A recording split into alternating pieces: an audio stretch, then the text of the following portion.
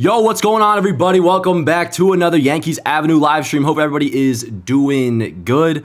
I freaking missed you guys, yo. I missed you guys. It's been a couple weeks. We, of course, did not have a Thanksgiving episode last week, in part because there wasn't too much going on and, holiday hiccup, I guess.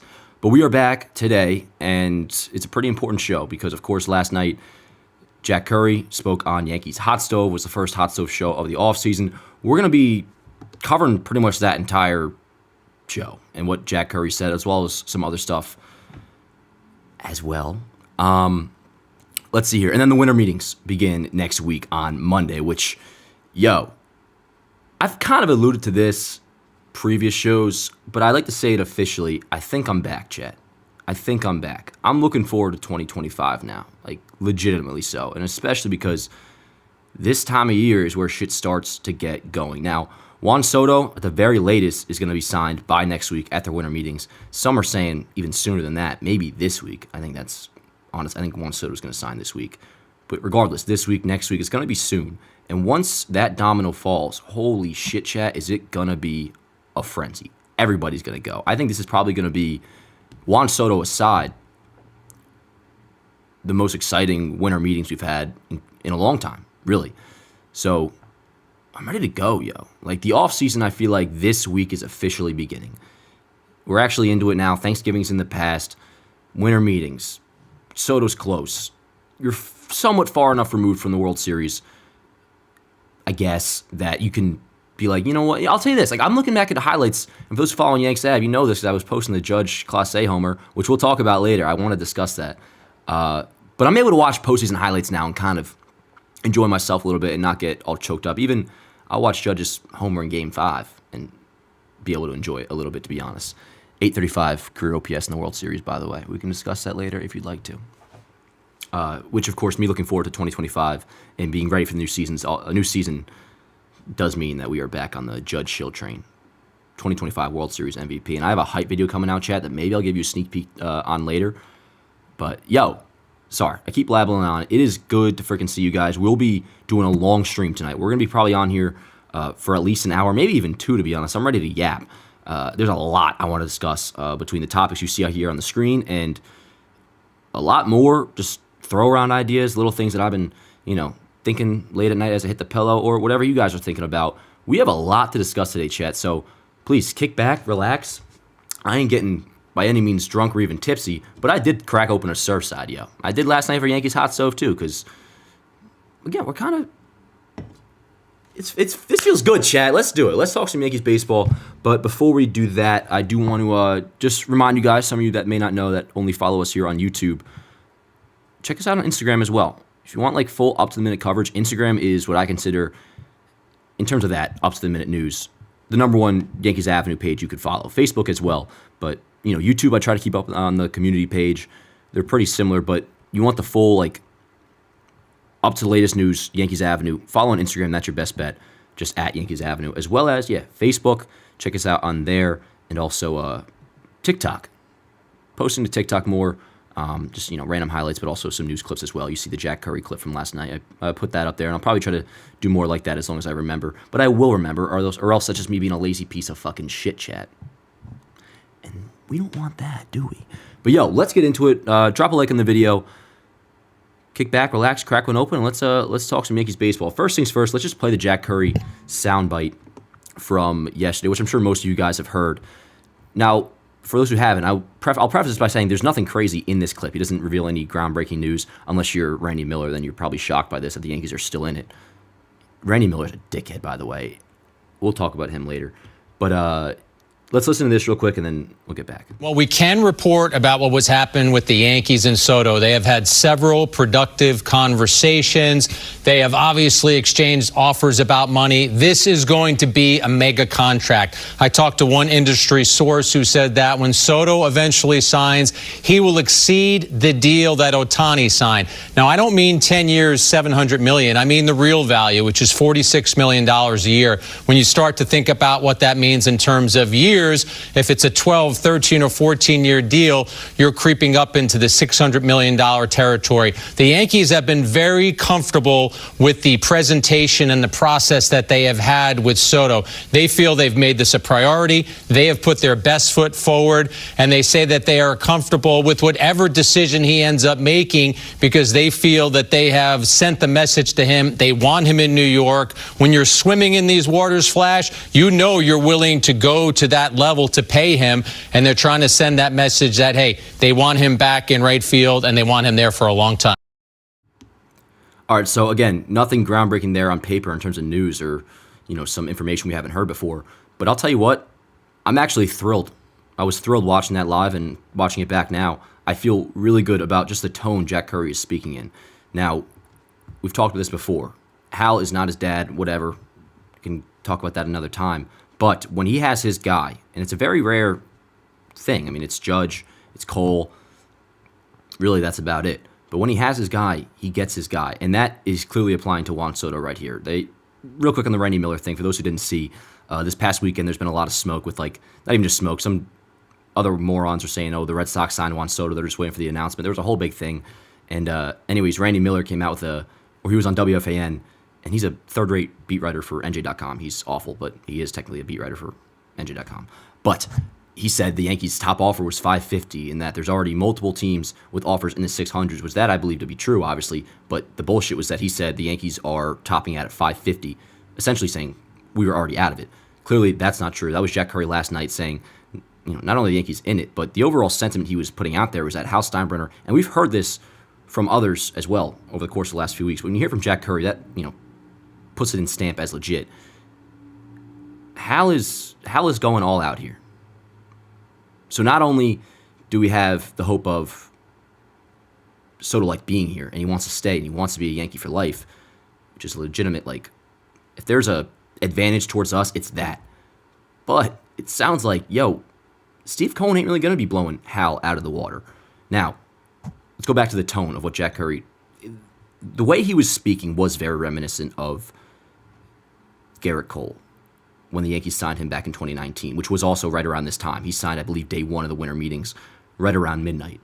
You compare the way, if you want to go back and watch, I don't have the clip, but if you wanted to find it, the way Jack Curry spoke about Garrett Cole in those Yankee hot stoves, compared to, say, the way he spoke about Yamamoto last year. Now, the Yankees put a good offer for Yoshinobu. It was like $300 million, whatever it was, but they could quickly tell they were kind of being used. He wanted to go to L.A., and then the Yankees were just being used to drive up the price. And there's a certain inflection in his voice that suggests caution.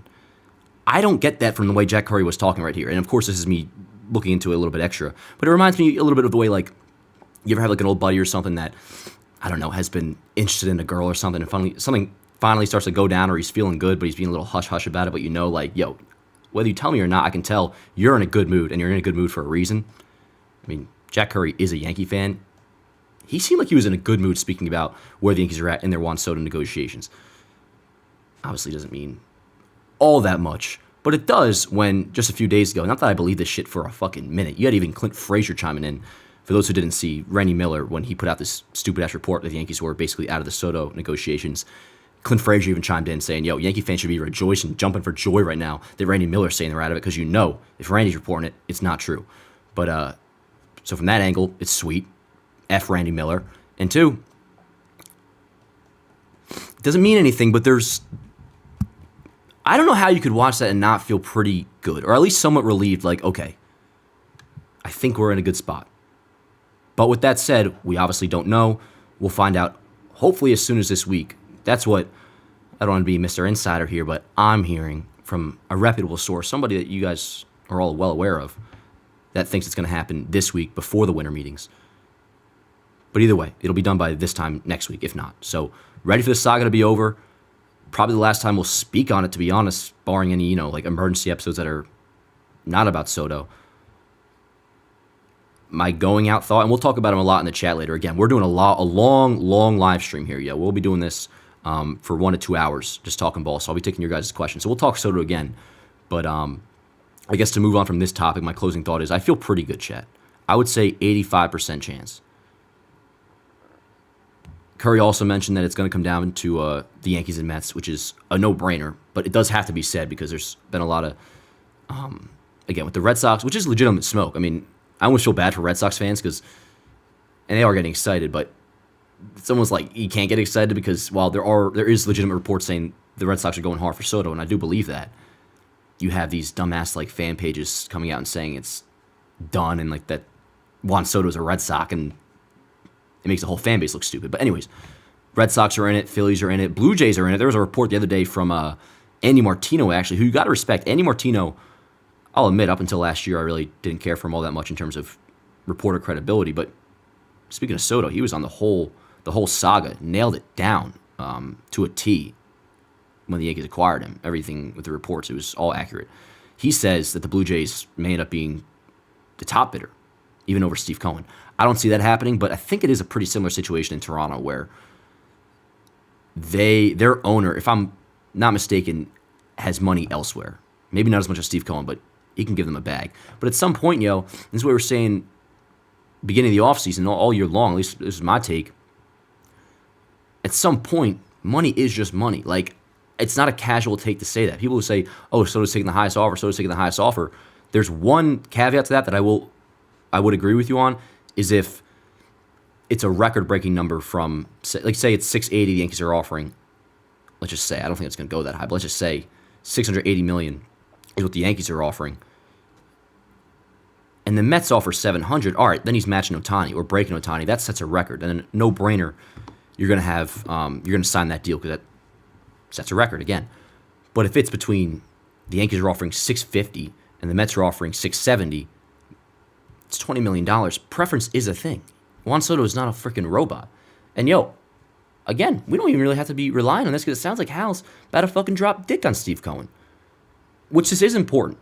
This is important. You guys know how I feel about the whole Yankees and Mets rivalry thing. There isn't one. Now, I despise Mets fans. I've said that forever. And my best friend's a Mets fan. I despise him when we talk baseball. But while the Yankees-Mets rivalry, from our perspective at least, and this isn't me being a fucking big brother, patronizing dickhead, it's not real. It just isn't. If the Mets were to sign Steve Cohen, it instantly does become real. And that's a problem. Because, if there were to be a fear in theory when Steve Cohen became owner of the Mets, it was that, now the Mets are going to overshine us. Nobody was actually thinking about that. Give me a fucking break. But if you were, here's kind of where your fears will be realized. Somebody's getting pulled over by the fuzz. That would be bad. That'd be awful. And it was, I'll ask you guys a question right now. Let me know in the chat. And by the way, how's my audio, Morgan? I assume we're all good, but Morgan or Nell, if somebody wants to text me about the audio, I assume we're all good. But anyways, question in the offseason today posed by actually Jolly Olive, the Mets fan. Oh, I fucking love Jolly, by the way. He's not an obnoxious Mets fan. He's cool. He's my boy. If you had the choice, say Soto were leaving, which who cares? I don't think he is, but let's just say for sake of the argument, if you had a choice, would you rather Soto sign with the Red Sox or the Mets? I said Boston, to be honest. I mean, no matter what, it would suck, and I'd want him dead, to be honest, metaphorically speaking. Oh, yeah, via Apple Watch. Audio good. Thank you, Morgan.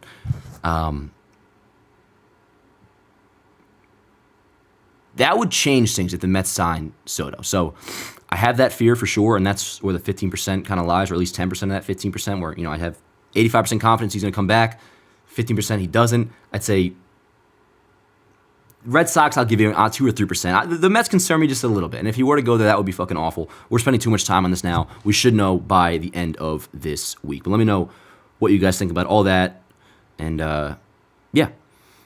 Also, one more thing on Soto. Jack Curry mentioned how it was kind of like I don't want to say clickbait, but it was a kind of a worthless statement when he said that he's going to break Shohei's record. At first, you think he's going to get $700 million. He was just talking about present day value, which is only like $450 million, right? Isn't Shohei's deal undeferred in present day value like $460 million, $450, something like that? I mean, Soto was offered that pretty much by the Nationals 3 years ago, so that's a no-brainer. But anyways, let's move on to, hell yes, let's move on to this. Cody Bellinger. Jack Curry mentioned yesterday. Let me take a sip of my drink.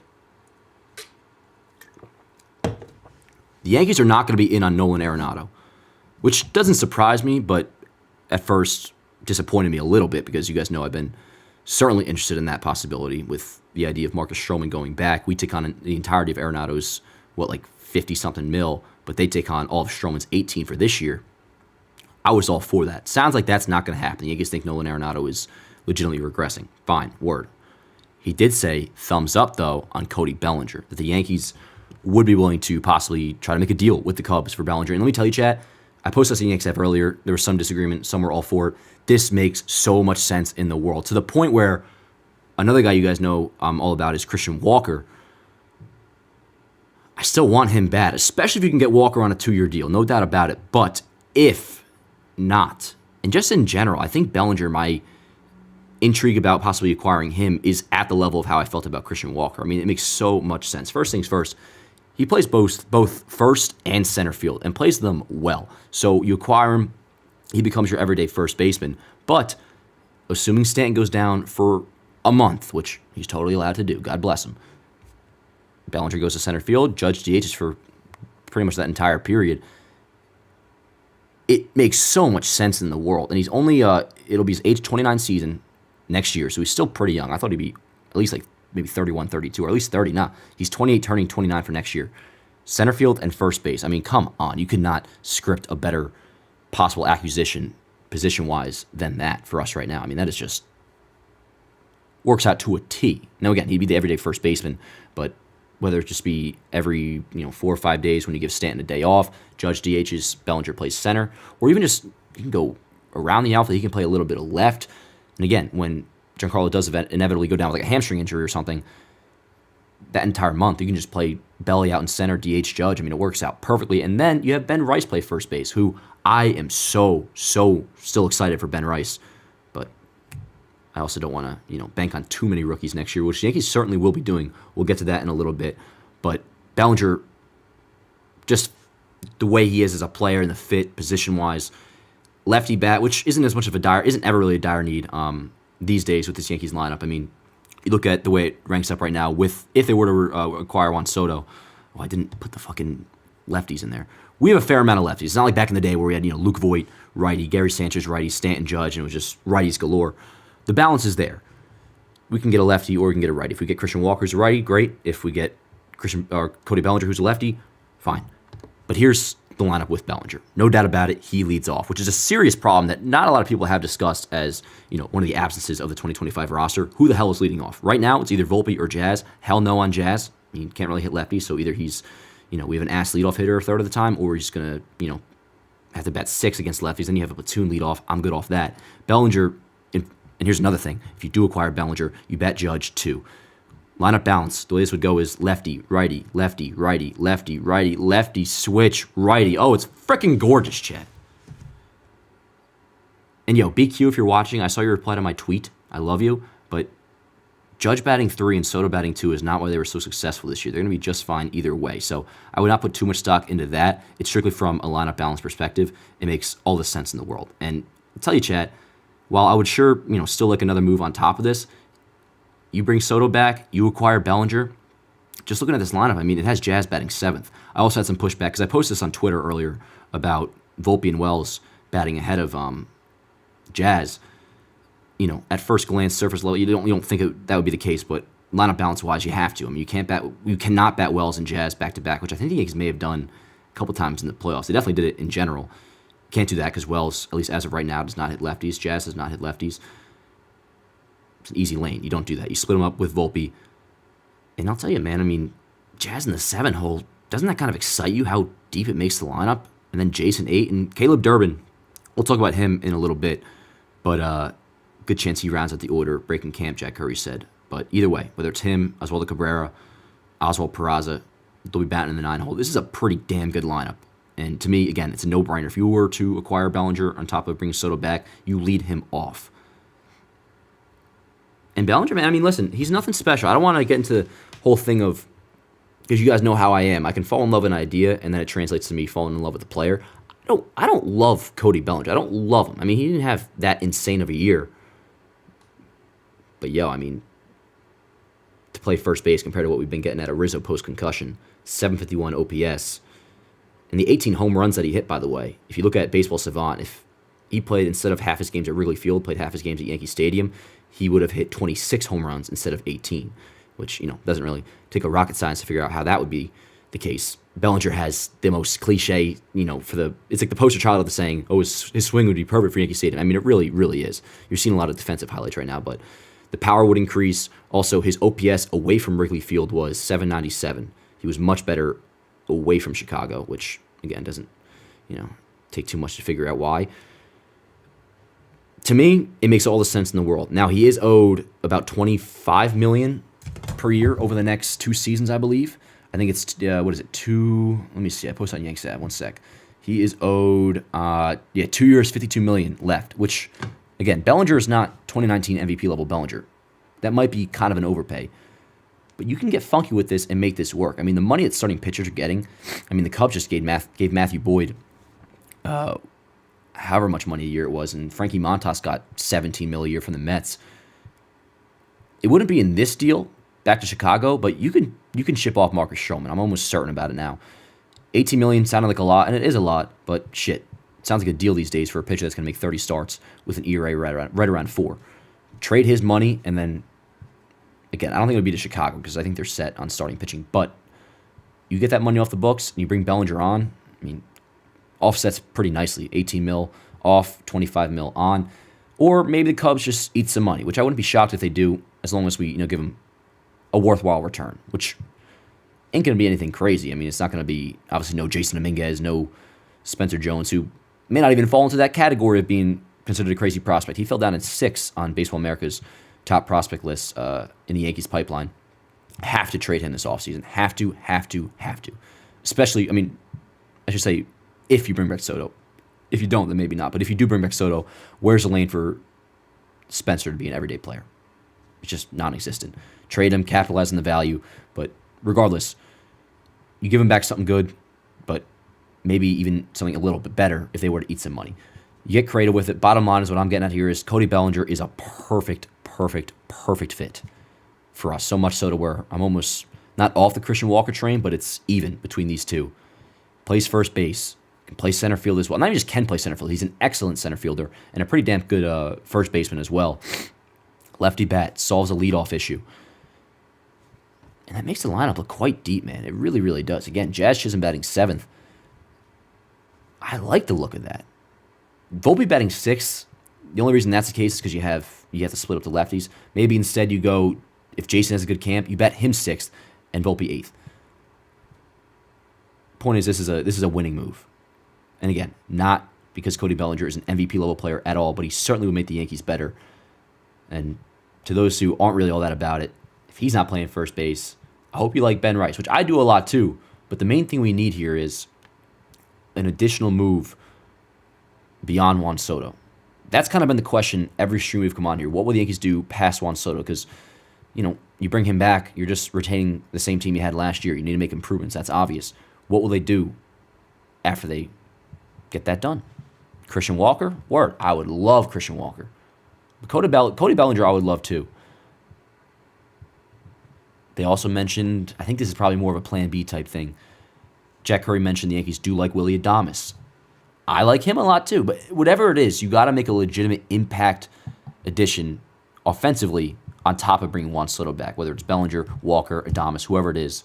But let me know what you guys think in the chat, and also if you're watching this later on, not in the live stream, comment down below. Let me know. But before we get into topic 3, we got to announce the giveaway winner from a couple weeks ago.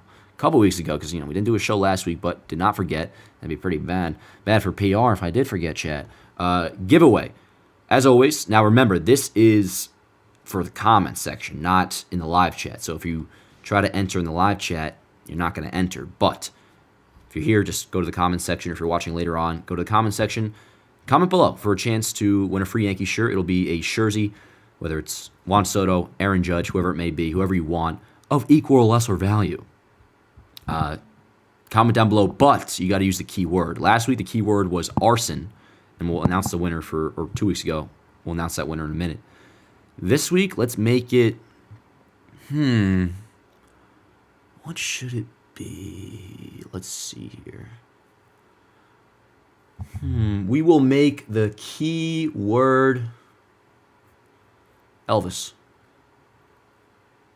Elvis motherfucking Presley.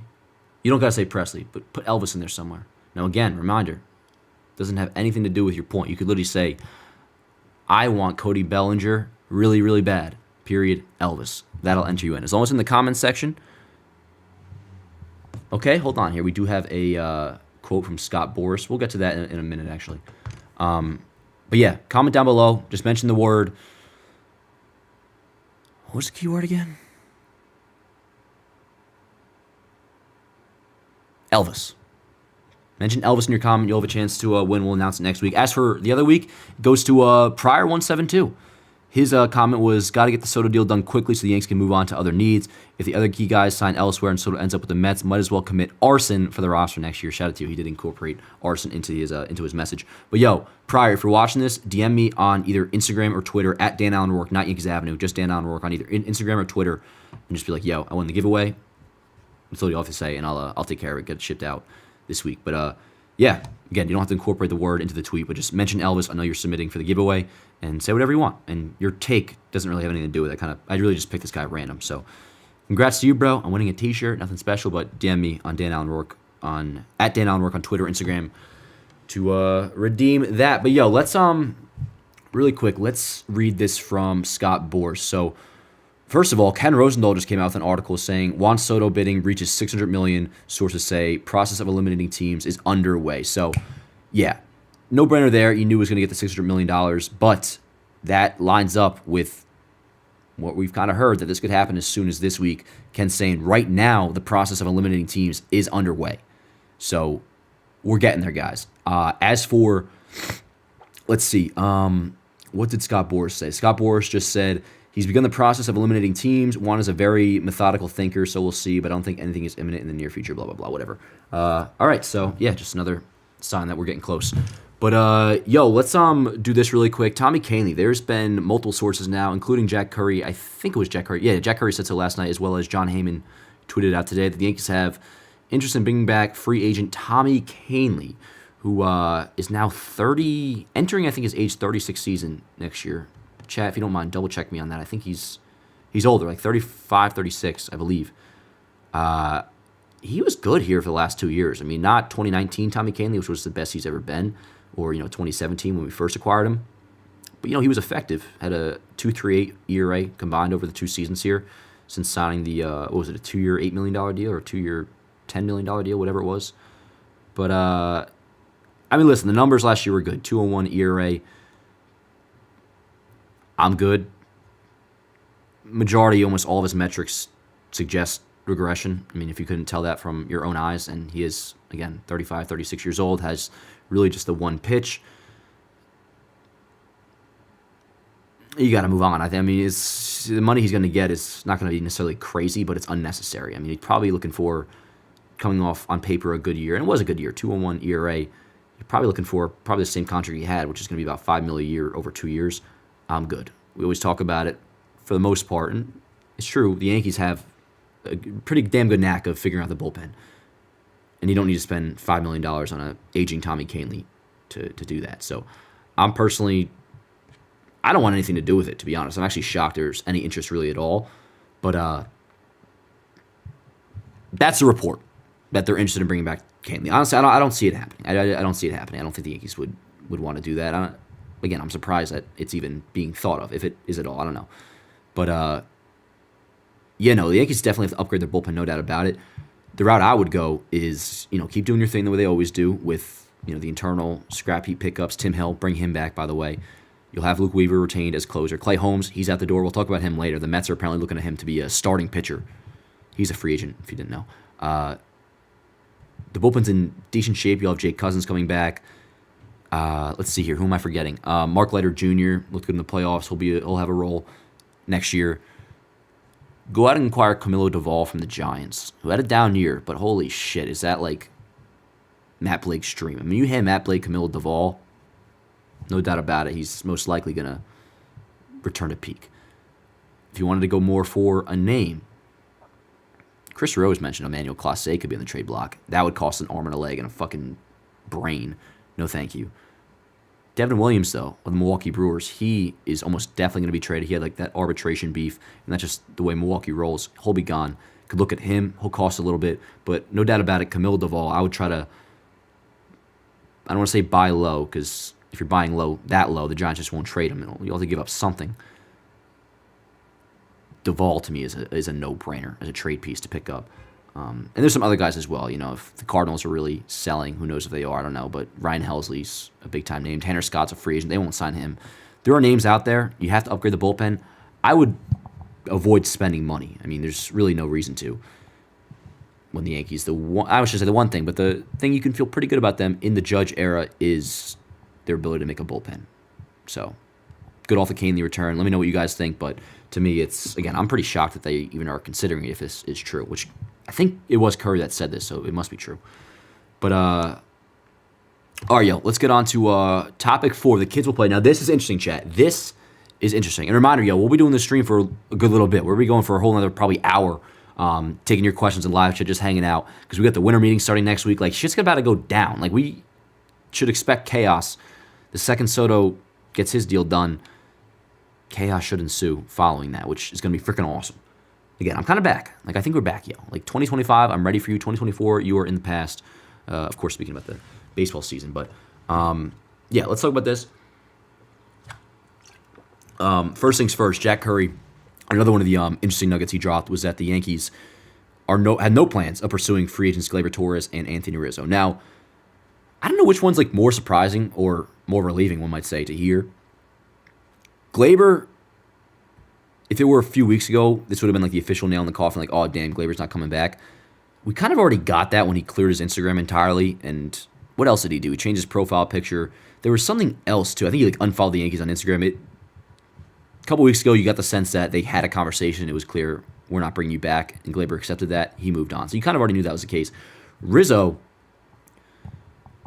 I'm slightly relieved to hear that they have no plans of bringing him back, because if, let's just say they do bring Soto, big money, payroll's looking high.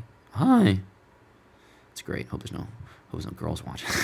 But no, if Walker they deemed too expensive or Bellinger deal didn't work out, there was a world where I was thinking, yo, like, will they bring Rizzo back for $5 million? Because they're already paying him $6 million for the buyout, so maybe they try to, like, all right, we'll give you a couple million, come back and platoon with Rice. I don't know.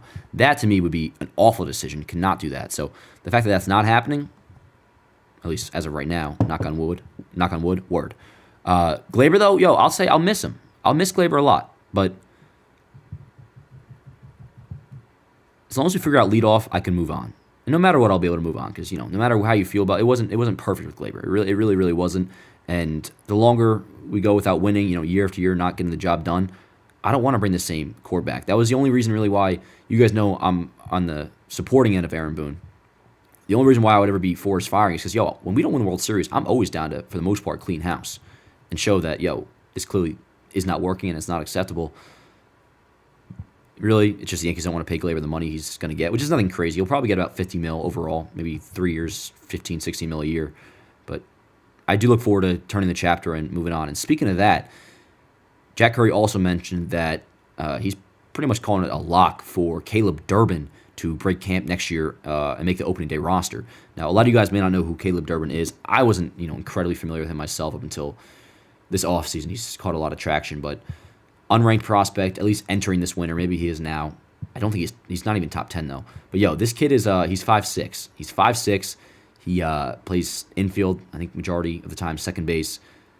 He's your old-fashioned, like, ball player that your grandpa would love. He strikes out less than he walks. You see right there, 37 Ks this past year in AAA.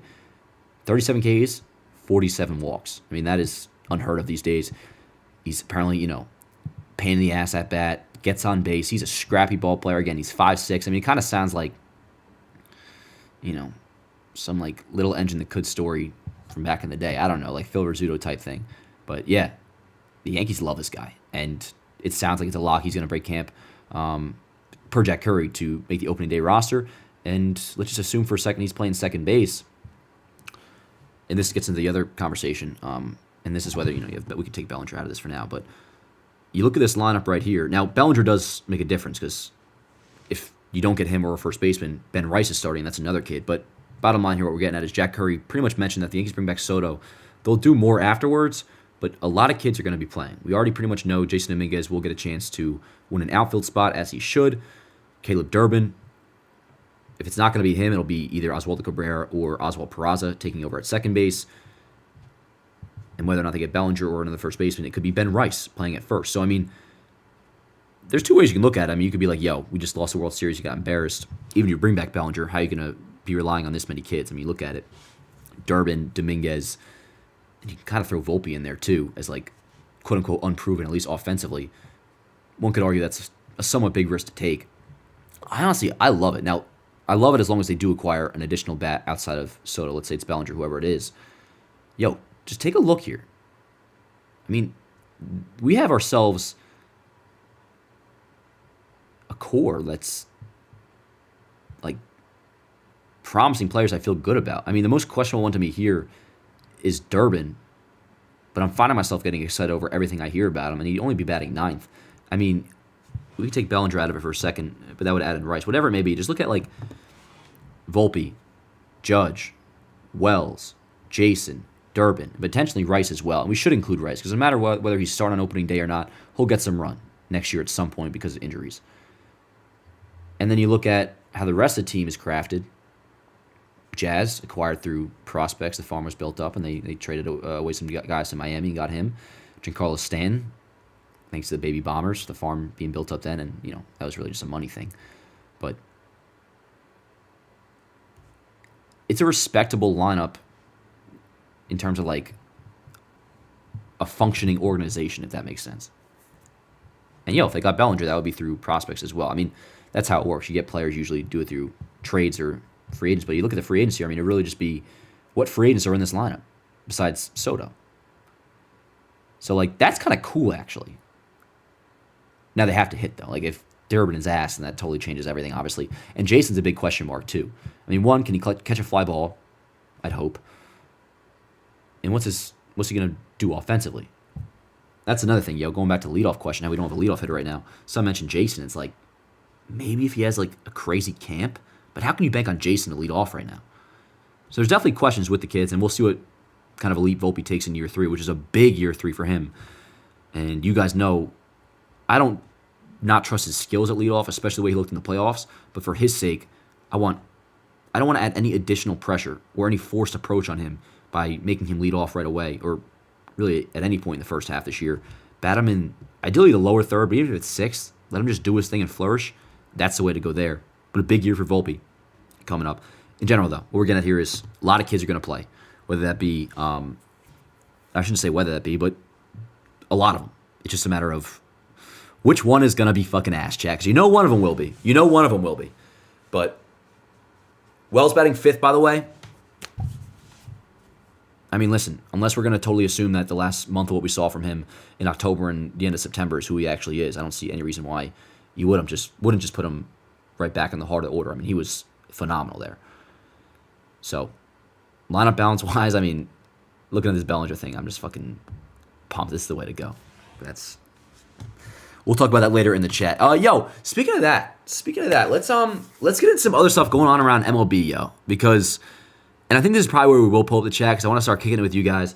Hope everybody's doing good and enjoyed the show.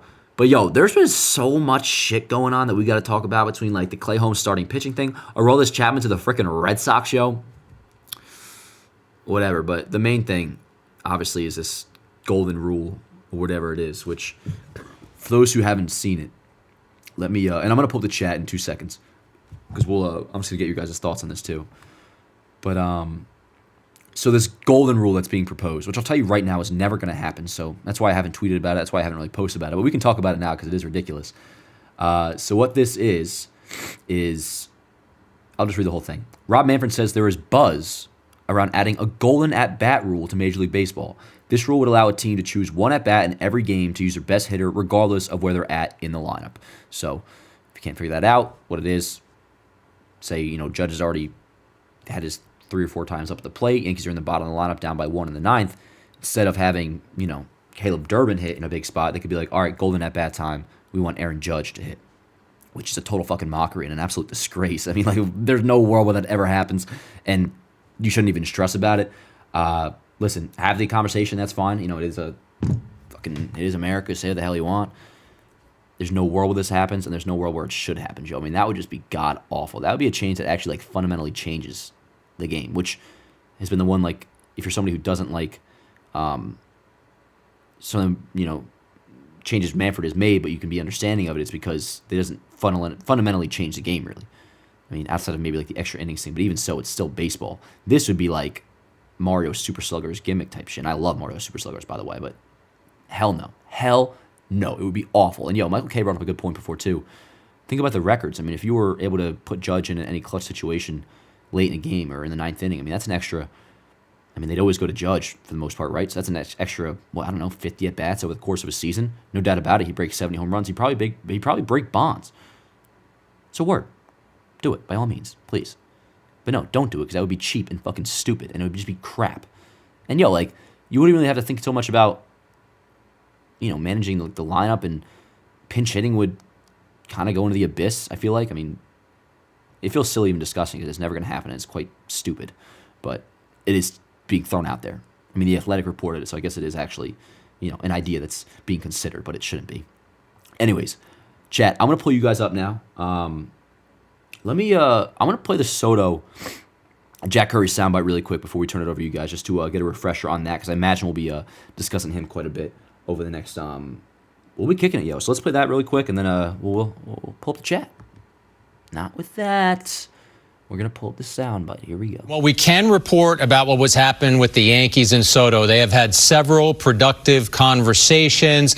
They have obviously exchanged offers about money. This is going to be a mega contract. I talked to one industry source who said that when Soto eventually signs, he will exceed the deal that Ohtani signed. Now, I don't mean 10 years, $700 million. I mean the real value, which is $46 million a year. When you start to think about what that means in terms of years, if it's a 12, 13, or 14-year deal, you're creeping up into the $600 million territory. The Yankees have been very comfortable with the presentation and the process that they have had with Soto. They feel they've made this a priority. They have put their best foot forward, and they say that they are comfortable with whatever decision he ends up making, because they feel that they have sent the message to him. They want him in New York. When you're swimming in these waters, Flash, you're willing to go to that level to pay him, and they're trying to send that message that, hey, they want him back in right field, and they want him there for a long time. All right, well, speaking of Soto, there's no breaking news of anything legitimately, worthwhile, but, people are fucking tweaking, I guess, somewhat in the impression that Ken Rosenthal, heavily implied that the Mets are heavily regarded as favorites and Cohen will top any rival bid, which is shit we've been hearing for fucking 2 months now. Who gives a shit? But I guess some, LA reporters that the Mets are going to end up getting him. Get ready, chat. If you haven't been suffering through this already, we will be for the next few days until this shit is done. It's going to be fake fucking reports. Dumbass is trying to get some clout, which I don't understand why. Whether you're Randy Miller or some dumbass, gas station fucking Red Sox fan page, putting out these bullshit reports that you clearly don't know nothing about and trying to get lucky, because theoretically, you could be correct. But no matter what, the truth's going to come out. So even if you're Randy Miller, which again, Randy Miller said the Yankees are going to top out at 550, which we now know is not true, but his report this past weekend on WFAN, which was, holy shit, it sounded like, now listen, I'm by no means the most articulate person in the world. I will be one day, I'm working on it. But holy shit, Randy Miller on WFAN sounded like me, 18 years old, back when I was trying to be a journalist or something. Every fucking 5 seconds. I mean, the guy sounded like an idiot, but not to get personal. He said the Yankees are going to top out at 550. That's not true. Why put it out there when eventually the truth's going to come out regardless? And I'm not just saying, the Yankees could still sign Soto. You're going to look like an idiot. Even if they don't. I mean, Jack Curry just confirmed last night Yankees are not out of it, and their offer is more than 550. So you knew it was going to come out eventually that the Yankees did indeed offer more than 550. Spoiler alert, their offer begins with a 6. But you still report it anyways. I don't get that shit. And same with again, for those who didn't see it, there was a Red Sox, somebody not credible within the Red Sox community, but I guess a name on paper, said that Soto deal's done. And then he was after, it didn't happen, people always start to backtrack. It was hilarious. It was he was saying, the reason they haven't announced it yet is because, I think he said they saw my tweet, so they pulled the announcement, they're waiting on something else to get it done tomorrow, but it's still happening. I stand by my source. What fucking source, bro? Your fucking mom? Please. Please. Sorry, I'm plugging in my laptop. So get ready for that shit, yo. I did have, not a premonition, But I was imagining earlier, like, yo, what if fucking like we got breaking news live on stream? Which is in part why. See, like my boy Yankee fan Earl, who's a fucking dickhead, but he has good takes. So we said we were officially in the Juan Soto, in the timeline where Soto could sign at any moment. I agree with that. You can kind of smell it in the air, which means absolutely nothing, but it's like a primal sense you have. Like, you can tell like a passing notification is, I don't want to say on its way, but it just like, you can feel it. It's coming. A sense of urgency in the force. But no. So, with that said, yo, part of me is almost thinking like, I keep saying we're going to have a long-ass live stream. Like, I low-key want fucking news to break while we're on here. So let's just fucking kick it and see what the hell happens. You know what I'm saying? But let's go to the chat. Let's go to the chat and see how you guys are doing. What is good? What the heck? First message I see is Derek saying your eyes look so blue today. Dan, you want to know why? Because I bump up the saturation. It's a hell of a sweater. I appreciate it, man. I got it from Target, the Target men's section. I love the winter meetings. Yo, me too, Andrew. Me too. And that's part of why I'm so amped up, like this week and just in general. Was like, yo, winter meetings is the first time, unless your team signs somebody earlier than that, but winter meetings is the first time you can really like, all right, it's time for 2025. I feel like we're in the 2025 season now. I even have a 2025 Yankees playlist made up. It's not the top bar, but it's the second bar on my main screen on Yankees Avenue on YouTube. We're on to 2025 as far as I'm concerned, Chad. So, no, dude, I'm pumped.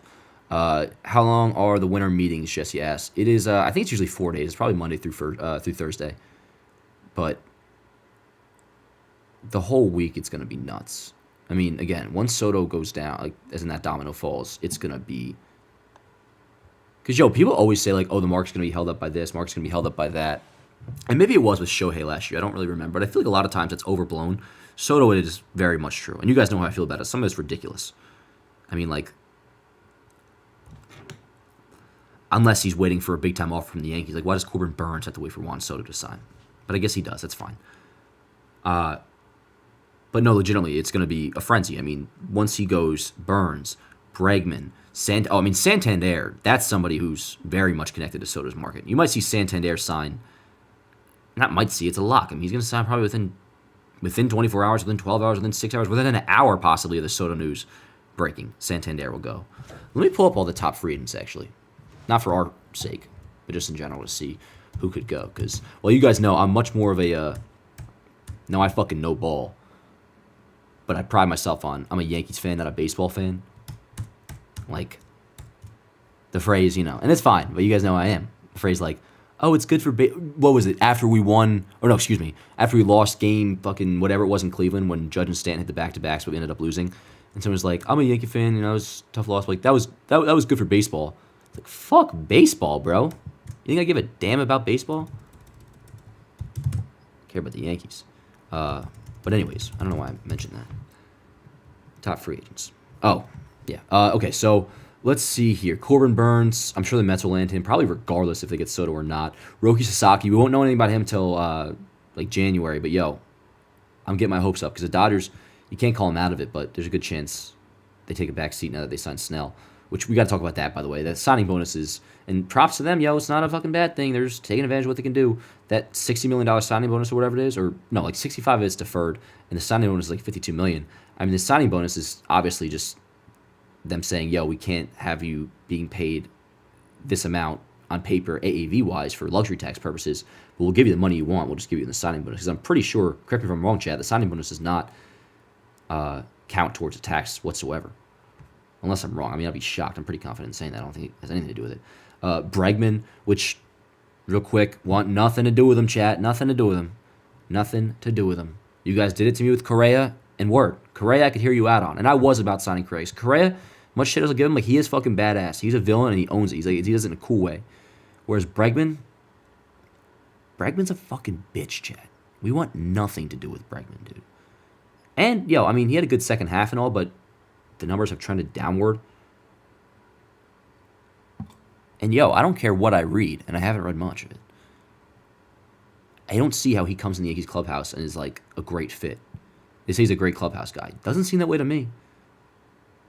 Like, maybe Altuve's charming enough to where, in a world where him and Judge have been kind of buddy at times during All-Star games, it makes me sick. Honestly, it pisses me off. If I was Judge, I would give him like the fucking Anakin eye right before he kills those kids to Altuve every time I see him. Same with Correa and all that shit.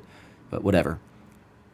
Altuve, I could see, warming up to him if I was around him in person. Not me personally, I would not do this, but Judge. Correa too. Bregman though, man, like what's likable about him?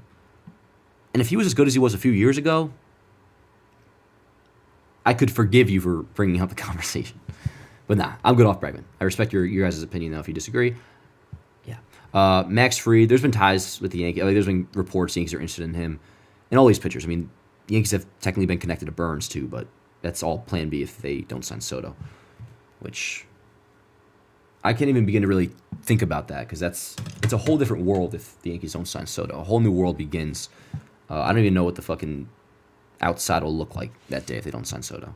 Like everything changes. We'll go back to the drawing boards. Let's see here. Anthony Santander. I'm reading, by the way, MLB's top 25 free agents in the offseason. Anthony Santander.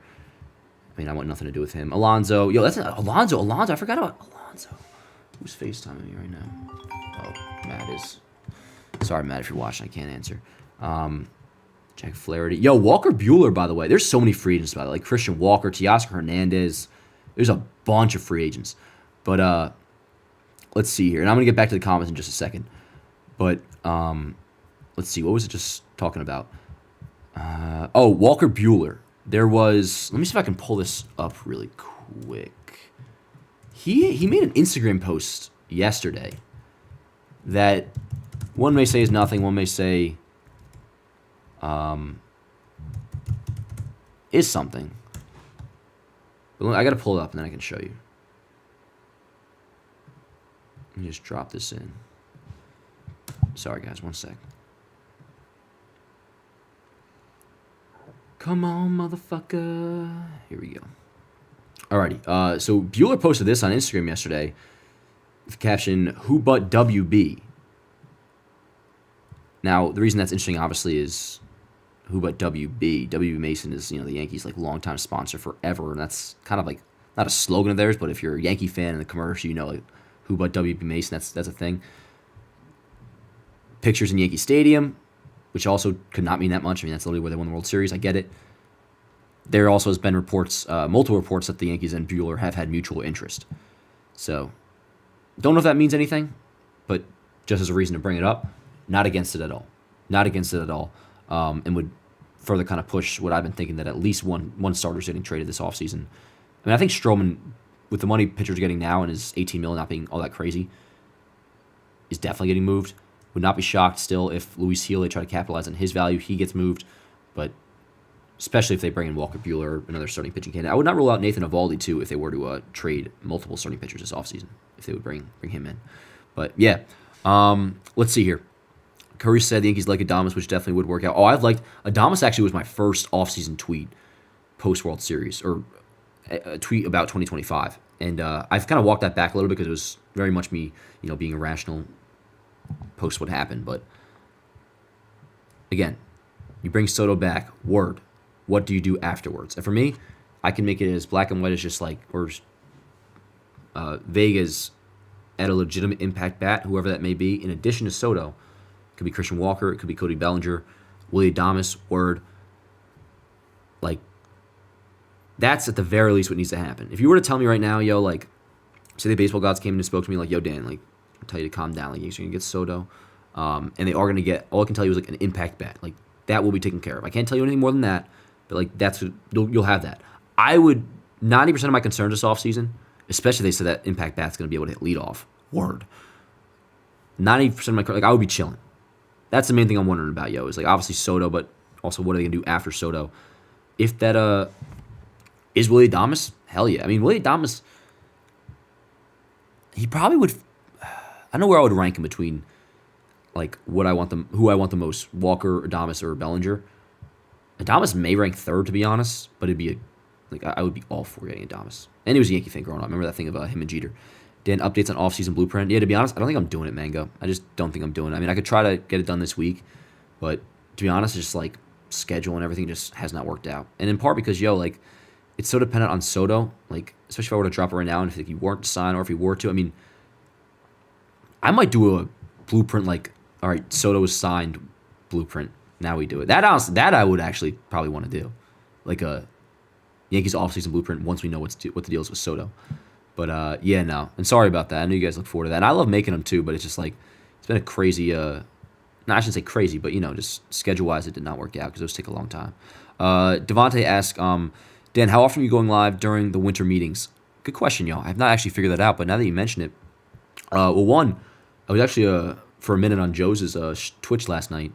He called me, and he said he's gonna be going live next week a lot. He's gonna be going live next week a lot, and might be hopping on one of his streams on Twitch or on YouTube, whatever he's doing. But I'll probably have him on here too. So I don't know. What I'm getting at here is I have a burp coming out, by the way. Like it's indigestion. Oh my God. God is real. He's been. But what are we getting at? I won't say every day, but we'll be streaming a lot next week. Expect a lot of streams is what I'll say. And then obviously breaking news. Dan, thoughts on the Yankees potential trading for Luis Robert and Crochet? In the office, that has been a pretty big talking point, at least a few weeks ago. BBD and Jake were talking Luis Robert up a lot. And I think it's Luis Robert, right? Not Robert. I always said Robert. I think it's Robert. I just don't think the White Sox would be down to trade him with his value being this low. I'm interested, but going back to what I said before about adding a legitimate impact back in addition to bringing back Soto, right now, 2024 or going into 2025, Luis Robert does not fall into that category for me. Like that would have to be in a move. Like if you told me we got Robert in addition to like getting Bellinger or like Walker or something, like yeah, all right, bet. But I don't know. I don't see the vision as much there, but he's definitely like, if we got him, I could make myself easily pretty hyped. Let's see. By the way, shout out moderators in the chat all stream long. My boy Nell and also Morgan. Which Morgan, I'm sending you a shirt too, by the way. Because you're a goat. Morgan's been moderating all year. Nell already got you one for the World Series. No hard feelings. But let's see here. Devontae also says, Dan, what was your first reaction when we were waiting for Soto and it was a Verdugo trade? Oh, that? At first I was like, oh, what does this mean? And then I quickly realized it was no big deal. But let's see here. What other questions we got? G says, who's an ideal starting pitcher you would like for us to add if we were to re-sign Soto and add Belly? An ideal starting pitcher? Well, dude, really quick, let me say, I think they're going to trade Stroman, but either way, technically the Yankee rotation right now is set. I mean, you have Cole, Rodon, Heel, Schmidt, Stroman, Nestor as well, too, who they could trade. Not saying that's amazing, but it's still pretty good, man. Like, don't get it twisted. Now, I say that with the obvious understanding of you can upgrade at the deadline, and if you need to go out and get a legitimate number 2, if Rodon's not it, word. But in terms of just to be able to win the AL East, I mean, the Yankees starting rotation it's technically fine right now. I mean, we even have depth. We have 6 starters if they don't trade anybody. But I think they will trade someone, which say it is Stroman. Your 5 would then be Cole, Rodon, Schmidt, Nestor, Heel. You can't rely on Nestor with the elbow. Granted, I said that last year with the shoulder and he pitched 30 starts, but you'd have kids for depth, but you'd have to get a legitimate, like, if they were to trade Stroman, which I think they will, I would not be shocked if they do sign like or maybe acquire a starting pitcher for cheap. I don't know. Crochet, though,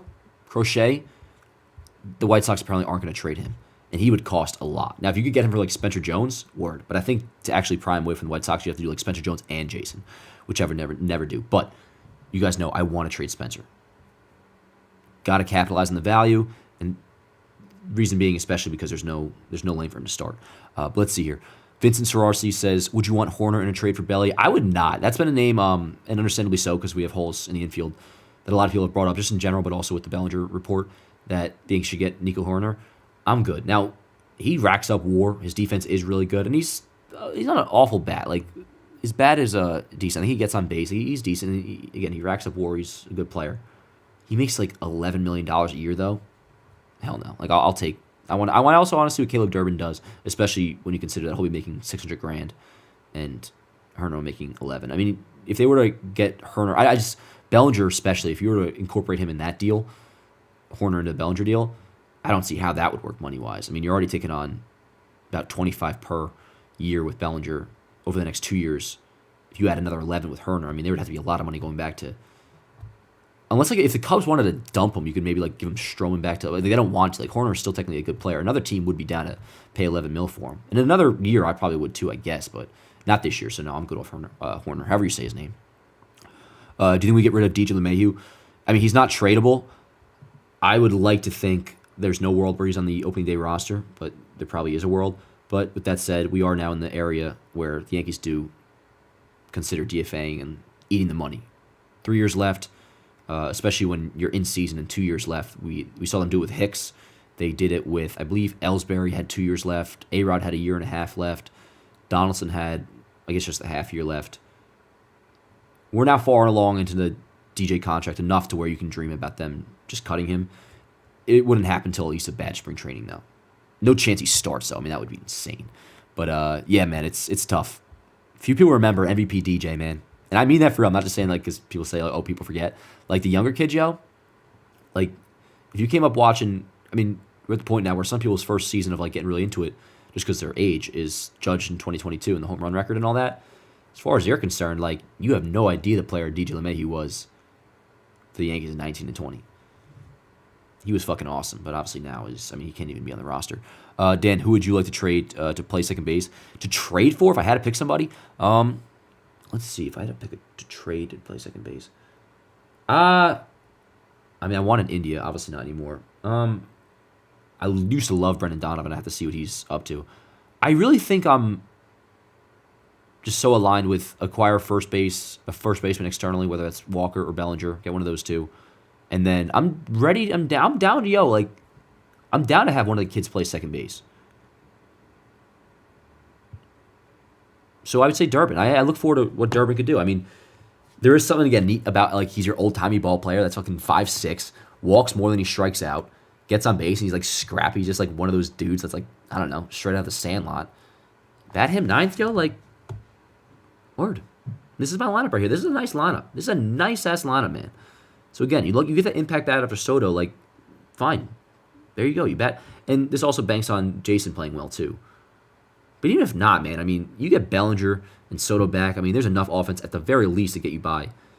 And then some in the regular season. And if you need something at the deadline, you can evaluate it then. But, yeah, man, I'm kind of all aboard Durbin as long as the rest goes according to plan. But let's see here. Morgan says, if Durbin can even be decent, that's the middle of the defense locked up for years. Yeah, that's another. Let me go back to this lineup really quick. We kind of talked about this before. And let's take Bellinger out of this. Let's just say this is what they go with, which this would be an L for the record, because, again, no second bat, just Soto. But, I mean, look at the core that's all homegrown here. And Rice, while I don't want him starting opening day, like unless they trade him, there's a world where Rice is still going to be just great for the Yankees regardless. But Volpe, Judge, but just talking about the young guys, Volpe, Wells, Jason, Rice, Durbin. I mean, that is just a legitimate homegrown young core. That's sick, yo. Especially because, like, remember, my first year watching Yankee baseball was 2011. So I was birthed in, like, the end of the dynasty, knew all about that, core four. But the real, like, my first true seeings of a baseball team being crafted were, the 2013 offseason, basically, or like 2014 offseason, which was just, patchwork, big free agent deals. So, like, this shit is cool to see, regardless. Even if they get Bellinger, yo, like, I mean, you look at the core that's been created here. Now, it does still rely on, a good sophomore year from Wells. What is Volpe going to do in year 3? And, Jason, all that, it's, the prospects still are young players. It's, you don't know. But all that with the fucking greatest regular season, which I got to fucking say now, which is so irritating. Greatest regular season hitter of all time for now.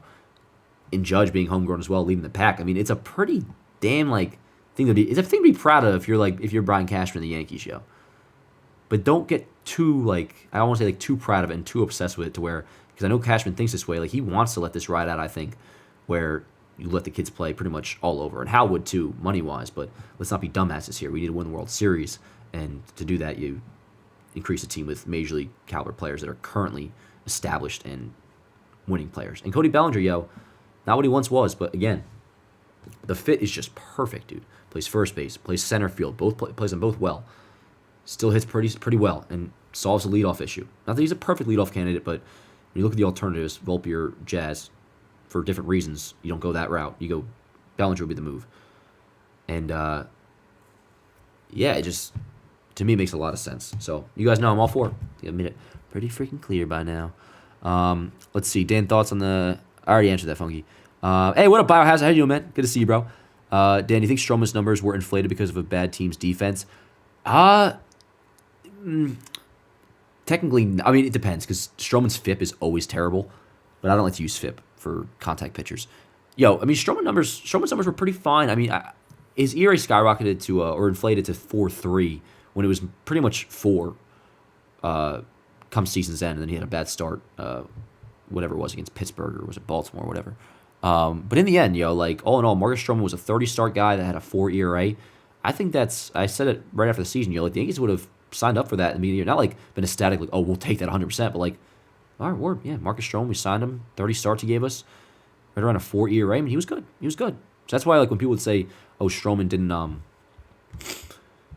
throw a pitch in the playoffs as like some big insult to him in the contract, and the Yankees for giving it to him. It's like, one, I don't think the rotation was something we were really like tweaking about. I felt pretty damn solid about our starting staff in the playoffs. That wasn't the issue. But two, again, like, he was fine. He was fine. So back to the topic of getting his money off the books. He's making $18 million this year. Frankie Montas, he just had, what, a 5 ERA and got 17 mil. Will not be hard to move Marcus Stroman. So while I talk him up, and yo, just him, the pitcher, more than welcome on the staff next year. Just he is making a lot of money. I mean, $18 million for where we're at. If we want to do more, get his money off the books. Got to. So for that reason, I'm all about that. But let's see, what was the actual question again? Yeah, no, I mean, I think it was just, especially that last start. Wish we hadn't traded Augustin Ramirez. He would have raked at first base. He would not be starting first baseman, though, I'll tell you. Hey, what up, Nick? Says, bro, the Yankees are going to do the exact same thing with Mayhew like they did with Hicks. They're going to look for. Yeah, that's what I'm saying. I mean, they're pretty much at that window now where it is plausible they could just DFA him and cut him, hopefully. But again, it wouldn't happen until spring training if he has a bad. And you assume he would. Now, if he looks great in spring training, like, nah, I can't even say I'd be on board. Like, nah, DJ's got to go. But I think he will be. I mean, he's just done. That's fine. It's fine. He had a great career. What up, Wagme? Says, Dan, is Soldier officially dead? Soldier. What, I don't know what you're referring to. Biohazard says, funny story. I stumbled upon the Warehouse Blitzball channel. I just watched the recent upload of time, and I was dumbfounded to see Dan and the Woogers, and they win the game. Oh, let's go. Hell yeah. Hell yeah, yo. What was it? Us against Hookline, right? Dude, it was pretty sick. Yesterday I was watching Yankees Hot Stove, and a Blitzball commercial came on. And my walk-off against Jimmy is like, they make it like the big moment. It's fucking sick. Devontae says, Dan, what big reliever do you want? Big reliever, I don't want any of them because they just cost too much, and I would not want to pay a big reliever. Again, don't want Tommy Kahnle back either. Just for, you make $5 million a year. You can get somebody just as good, if not better, for way less, league minimum. But as for a big name that's like not making, like, I don't want to sign any free agents. I mean, listen, perfect world board, sign Tanner Scott, but that would mean, okay, you don't get Christian Walker, you don't get Cody, whatever it is. Camilo Duvall, we mentioned him earlier. I think that's the perfect candidate to go out and get. That would be awesome. And there's other guys too. I mean, we mentioned Devin Williams or like Ryan Helsley. Those guys are going to cost prospects. Devin Williams, you might be able to get without giving up too much. Let's see here. Soto needs to hurry up. I can't take the ag anymore. I'm with you, Jay, but it's almost done. It's almost done. It'll be, again, by this time next week, he should be signed, and it'll probably, from what it sounds like, be this week. Which, you guys are paying attention to Twitter, right? I don't want to miss anything. But the update we did get is that the bidding for Juan Soto has reached $600 million, which is a big deal because Ken Rosenthal tweeted it out. But in the end, like, it's not news. The walk-off on Jimmy was more of a call to the box for respect. Walk-off on Jimmy was more of a call to the box for respect. I don't get it, names. I don't get it. Shit's sick to be honest. It was sick, G. It was sick. I mean, it's like the warehouse, but yeah, no, like I was on the screen. Do you think Will Warren will attract any interesting trade partners? No, not really. Maybe like a final piece to a deal. Dan, get excited for Rock Riggio at second base in a few years. By the way, you'll love him for sure. Hold on, Jack. I'm pretty sure, and this better be true because I give him favoritism in my MLB The Show franchise for this reason. I'm pretty sure Rock Riggio. Yeah, Rock Riggio follows Yanks ad, bro. Fuck yeah, I love Rock Riggio. Am I saying his name right? I hope so. He's like Yankee stuff too. So maybe he's actually, he like grew up a Yankees fan. He's following a Yankees fan page. Maybe just like, I don't know, out of respect because after he got drafted by the Yankees, he just wanted to get acclimated or something. I don't know. But hell yeah, I'm all about Rock Riggio. Let's see here. I just said twice. Who am I, Randy Miller? Let's see. Did you see Jazz drinking in my... Yeah, I did. Who gives a shit? The New York Post had the most like hilarious headline today. It was like the most classic like 80s New York Post shit ever. It was like, breaking Yankees star seen drinking and smoking after embarrassing World Series loss. And it was just like so classic New York Post. Who gives a shit? Who gives a shit? But yeah, no, I did see it.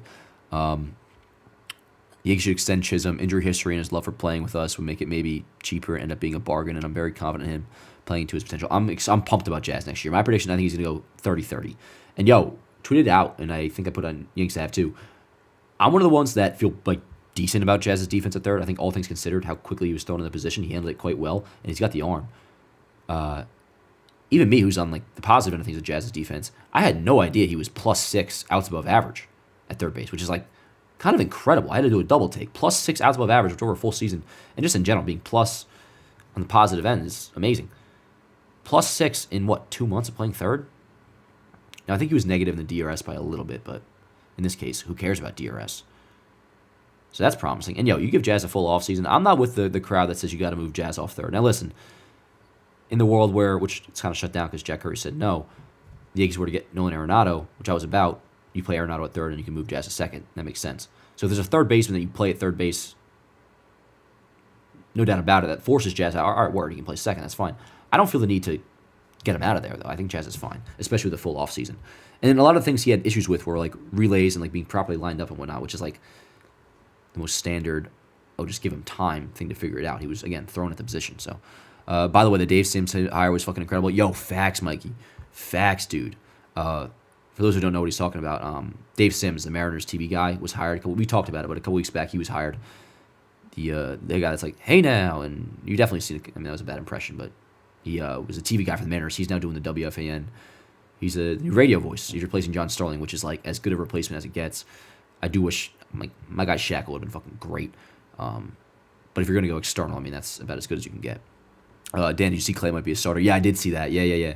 Actually, secondly, we had it as a topic here. But there was a report from Jules Sherman, so it's probably pretty legit.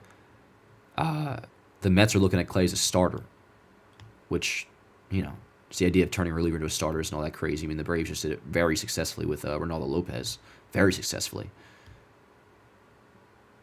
But I don't see, unless they have a plan to like completely refine Clay's command, I don't see how his command gets better by pitching, as a starter. So I don't see that. No, I don't see why they would ever do that, but hey, maybe they will, and that'd be interesting. Chapman to Boston.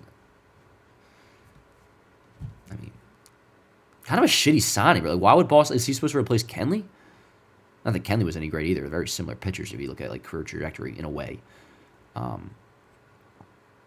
Kay had a funny ass point today. It was like, I guess before we got him, I thought it was the Dodgers, but he said the Red Sox too. Before we got Chapman in 2016, it was obviously after the whole like domestic violence thing or whatever. I shouldn't say or whatever like that. That's awful. But the Red Sox backed out after that deal because like they didn't want anything to do with it. And then now they get him. So I guess it's like all is forgiven. Hey, fair enough, man. It's a business. Dan, would you eat Stan if a team would be willing to eat 50% of his current deal? Hell no, Fungi. Hell no. Stan, we're chilling with, yo. I love Stan so much, dude. So much. The other day I posted on Yankees Ave the grand slam he hit against Toronto back in April, which was fucking crushed. One of the most, like, aesthetically pleasing. I don't know if aesthetically is the word, but, like, visually pleasing home runs I've ever seen in my life. The other day I was like, this is the moment we all knew Stan was officially back. And it just got me thinking and whatnot. And, like, the comments get you thinking, too, like, in an emotional way. It's so sick. It's like, nobody is going to give him shit ever again. And obviously, we all know about it, but, like, especially being, like, a fucking Yankees fan page, I see it firsthand over the years. I've been doing Yankees Ave since before we got Stan. And seeing the comments, he'd always get, which were 98% of the time wrong or not deserved. Nobody will say a word about it. And I'm saying this in a good, like, credit to, like, nobody will say a word. And, like, it's awesome. Like, Stanton's a fucking, not a Yankee legend because he hasn't won. Like, when I say I'm, like, by the book definition Yankee legend, but in terms of the way he's going to be viewed, man, forever. If I'm Giancarlo Stanton, dude, I remember saying this during the playoffs, but even just, like, whatever the hell, like, now or 20, 30 years from now, how do you not just walk around the city, bro, feeling like the biggest fucking badass in the world, man? Like, yo, if I'm walking around, dude, and, like, I'm listening to some music, just, like, feeling, you're just fucking in the zone, like, feeling like the shit. Like, my thoughts be going through my head is, like, yo, like, I made it to fucking big leagues. I'm going to hit 500 home runs. Like, I came to the Yankees and didn't go perfectly as planned. A lot of fucking, got a lot of shit. no matter what, like I came through in the fucking playoffs. Like that is so fucking sick, man. Performing in October. In another world, I did that, chat. In another world, that's what I did in my life. But nah, Stan's a beast, and I would not trade him. And honestly, still, I don't think there really would be many people that would take him on anyways. But nah, Stan's contract is officially a W. Or a deal for Stan's contract. Dude, there's some random ass home runs that are so visually pleasing that I remember and rewatch. Oh yeah, me too, Nicholas. We've showed one of them on here. It was A-Rod's 2-run homer against Minnesota in 2011. Some of you may remember that. Dan, is Efros even under contract? Forgot it. Oh, Efros is under contract. Yeah, we got to see what his deal is. Efros, his stuff is not really returned at all since Tommy John and the back surgery. So we'll see where he's at. But he is under control. Yeah, he'll be in spring training. Let's see. Elmia, why do people think we should DFA a 120 WRC player? I mean, yeah, anybody saying that's crazy. I don't know if the other guy was saying we should DFA him, but nah, Stan's chilling. But let's see here. What's up, Dan? What up, Zach? Just started decorating my Yankees Christmas tree. Nice, bro. I'm gonna put mine up soon, I think, too. Well, I don't have one yet, but I'm gonna go to Target and get one.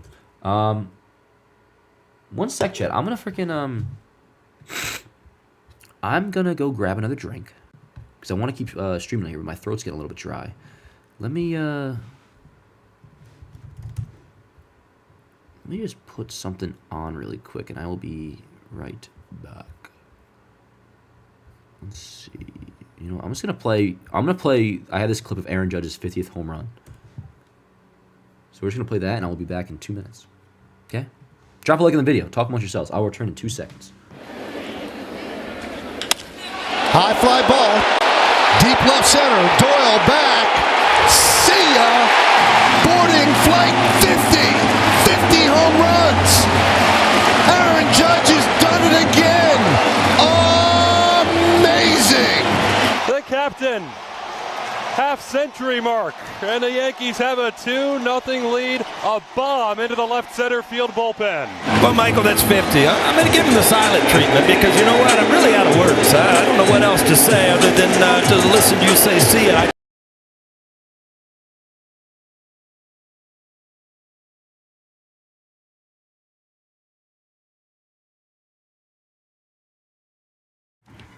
Oh, never mind. Damn it. I thought I had more freaking Diet Coke caffeine freeze, but I do not.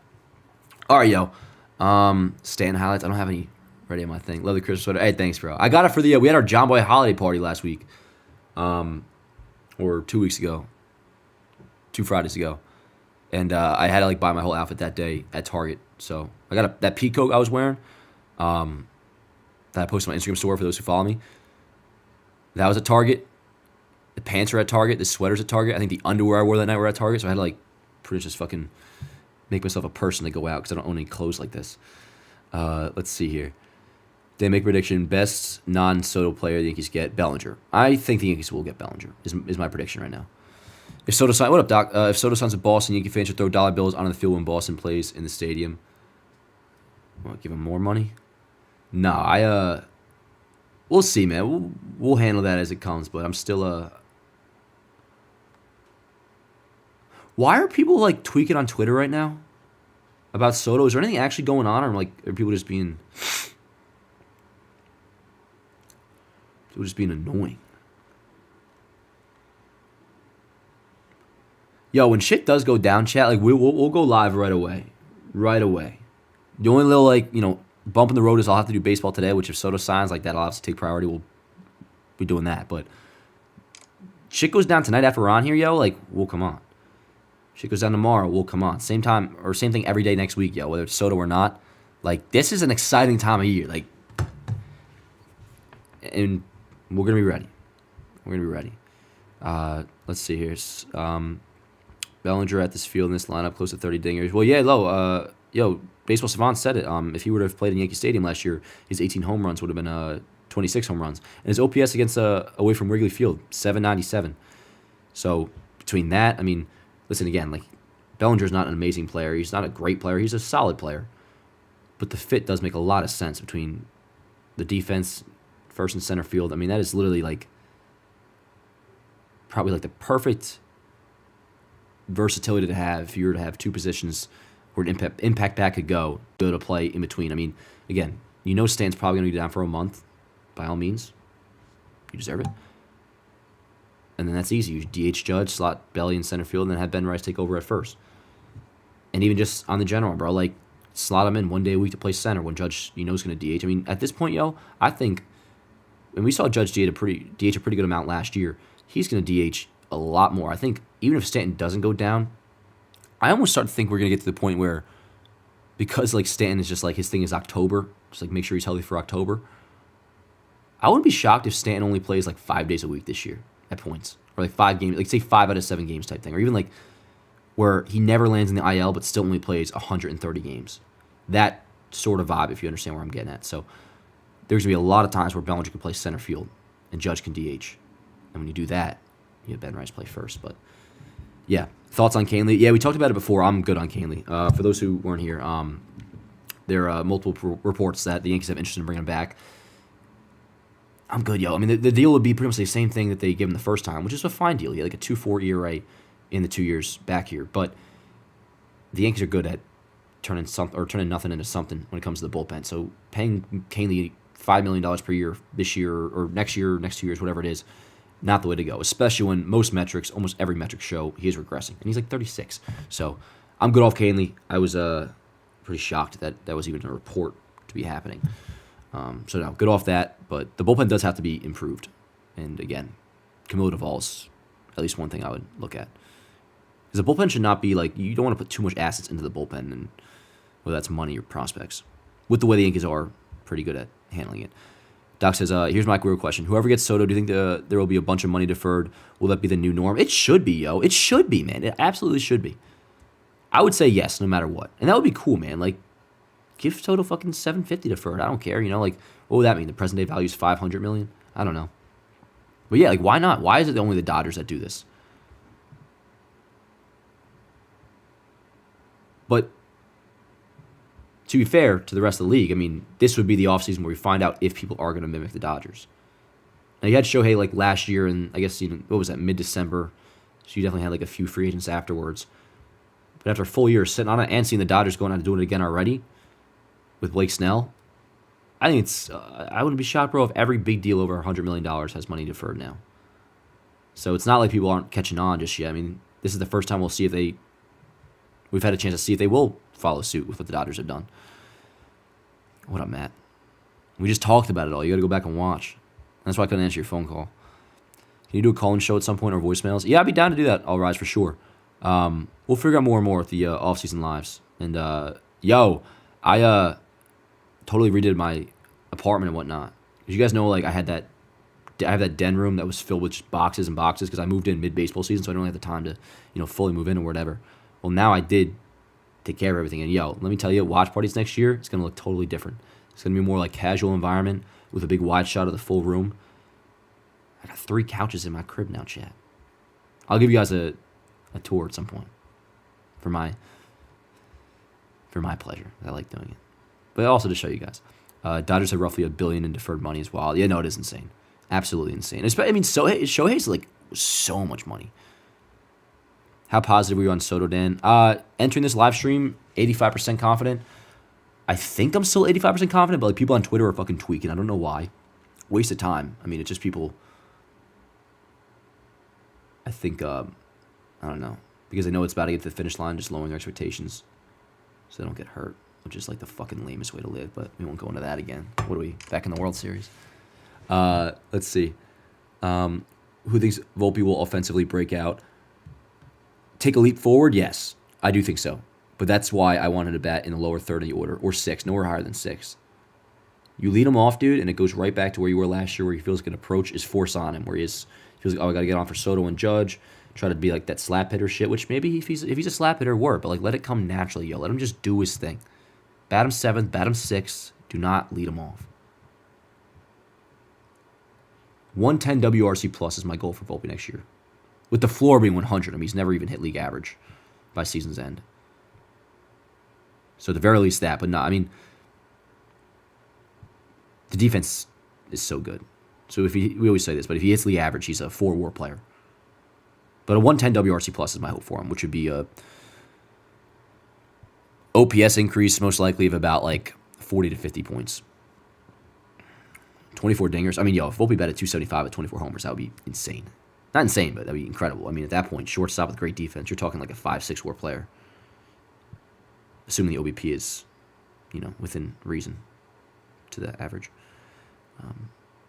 Dude, I feel like all these deferrals are going to fuck the Dodgers over. I wonder about that, Nick, especially if they ever decide to sell. I mean, even like the Teoscar Hernandez deal from last year, that 1 year, $20 million deal they signed, they're like paying him like $500,000 every year through like 2040. It's like just little shit like that. Like, that's kind of annoying. Bro, people like tweaking about the Soto shit. It's fucking driving me insane. Like, what has happened? There's nothing fucking... There's no news, dude. There's no news. It's just annoying.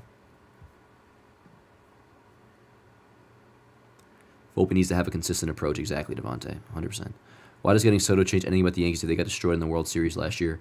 Well, no, you're right, dude. I don't know if you're trolling right now or legitimately asking. I'm with you. That's part of like the whole like statement of these shows, and my take on the offseason has been it's about what do you do after Soto. And that's, of course, if they do get Soto. But you're right. You just bring him back, yo. You're just retaining basically the same team. You got to do more.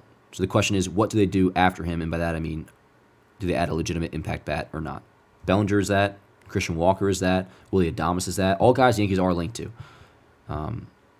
Which actually, I don't think Jack Curry even brought... Like, they didn't even really mention Christian Walker last night on the show, I don't think. I don't understand tweak until it's official. I mean, for sure, Devontae. And by official, we mean, like... until actually it's broken, the report. But what are we even tweaking based off of that's like a breadcrumb or nothing? Like, what came out? Let's read this Ken Rosenthal article. Let's actually see what the hell's going on here. Because the report came out that... Oh, here we go. Juan Soto bidding reaches $600 million, sources say. Process of eliminating teams is underway. All right, hold on.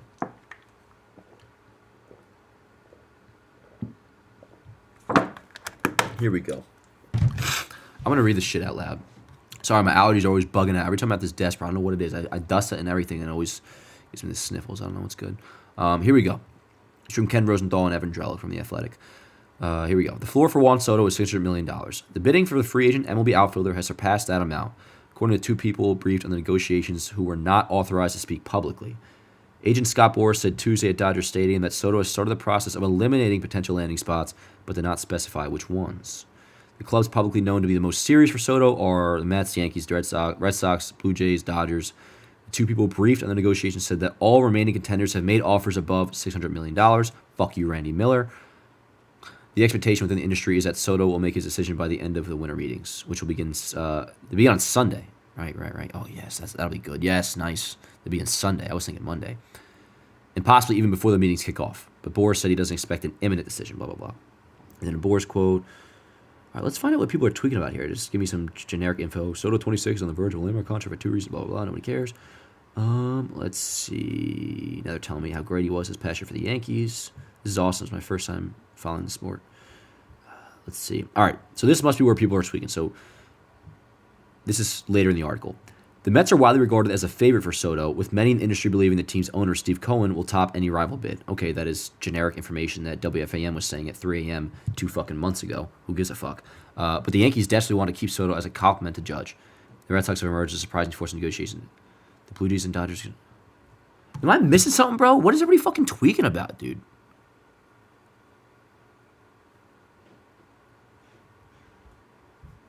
I just fucking read this bullshit-ass article for no reason.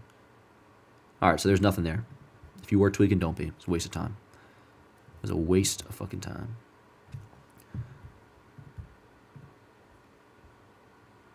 What do you guys want, chat? What do you guys want in addition to Soto? Unless you're just on board with me, but is there anybody outside of Bellinger, Walker, Adames? We haven't talked about Pete Alonso. No point. I don't think there's any chance there. Definitely at least next Monday, Devontae. Maybe even Sunday night if they want to do one then. Because that's when the winter meetings start. Sasaki. Oh, I want Sasaki bad, Brandon. Now, Sasaki's interesting because he's not going to get posted now until January, which means he is falling under the 2025 international signing bonus window, which means it all resets and the Yankees have more money to spend. Now, they're still in a good spot if he were to have been posted like now or last month, because it would have been 2024's period, which has the Dodgers as the number 1 team. I think Orioles at 2, Yankees at 3, and it was like Dodgers had could give him a signing bonus of $2.7 million. I think Orioles were like $2.1 million, and we were $1.8. Well, now he's not getting posted until January, which means it'll come out of next year's allotment of money you get. And the Yankees aren't number one, but it's much more even, and I know their amount increased. So by his Japanese team waiting until January to post him increases our odds of being able to land him. And the fact that the Dodgers just signed Blake Snell, you think wouldn't help their odds of still pursuing him like crazy. So, dude, I'm big time in on Sasaki as well. Crochet, I just feel like it's kind of a pipe dream. I don't think the White Sox will trade him. At least not yet. They definitely will at some point, but I don't see it being this offseason unless, again, you were to do like Jason and Spencer Jones type thing, which... But hey, bro, I'm with you, man. Yeah, I just acquired him in my franchise. I'm doing my 2025 franchise. Thoughts on Yankees going budgets and getting Santana? Yeah, I've had this conversation almost every day in the office with BBD, Max, Jake, and all them. I'm good off Carlos Santana, man. I'm good off Carlos Santana. I mean, he's old, 38. Now, I'll say this. I'm good off Carlos Santana if that's supposed to be that next move after Soto. Now, if you were to tell me, all right, Yankees are getting Carlos Santana the platoon with Ben Rice, and real quick, the logic on that I do understand because Santana rakes against lefties. Rice is not good against lefties. Kind of. It's a separate conversation. He was great against some of the minors. Yankees just platooned fucking DJ LeMahieu against lefties instead of just playing Ben Rice. That was stupid. Anyways, you would platoon Santana and Rice against righties, lefties. And that's fine, in theory and all, but if that's supposed to be the next move after Soto, I mean, what are we doing? Carlos Santana's 38 years old. He'd only be playing, half the time, if that, if you are platooning him against lefties. And he's 38. I mean, we talk about Christian Walker being old. And I think when people say, oh, Christian Walker's 34, the concern there is, oh, he's 34, you give him a 3-year deal, 4-year deal. You have him 35, 36, 37. I can hear that argument out, especially if it were to be a 4-year deal. I'd be good off a 4-year deal for Christian Walker. Then you want to, sign Santana. I'm good. And again, I see the vision, the logic behind it, but I would only be for it if there was like say they got Willie Adames on top of bringing Soto back, and then you also got Carlos Santana. Word. Bet. Fuck yeah. But it can't be Soto and Santana. That's your offseason. I think Birdie got tendered. No, Birdie got non-tendered. We were going to talk about that last week, but by this week's show now, after not doing last week, it was, old news. But yeah, John Birdie non-tendered, which was kind of a surprise, but I mean, given where we're at and like every penny counting, him making $4 million next year, I understand Yankees not wanting to pay him that, so he's gone. He's a free agent. Tim Asa, that was a no-brainer. And the other news out of that little saga is that Trent Grisham is staying, which is awesome. I like Grisham, and he's worthwhile. He only makes $5 million. That's fine. Grisham's a nice player. But yeah, I think Yankees will make a surprising trade for a leadoff hitter. They're going to have to, Jason. They're going to have to. Bellinger would be that guy. If they got Bellinger, he could lead off. Not on every team, or like not on every Yankee team, but this year it's a no-brainer. Especially, you cannot lead off Jazz, dude. You cannot lead off Jazz. Oh yeah, Luke. Hell yeah, I'm on the Cody Bellinger bus. Hell yeah. How you doing, bro? Bro, so much tweets about Soto signing the team. I know, it's fucking obnoxious. And it's especially for nothing this time. I mean, what are we doing? If it is all about like a Ken Rosenthal article, like there was honestly like a nothing article saying that fucking went up to $600 million.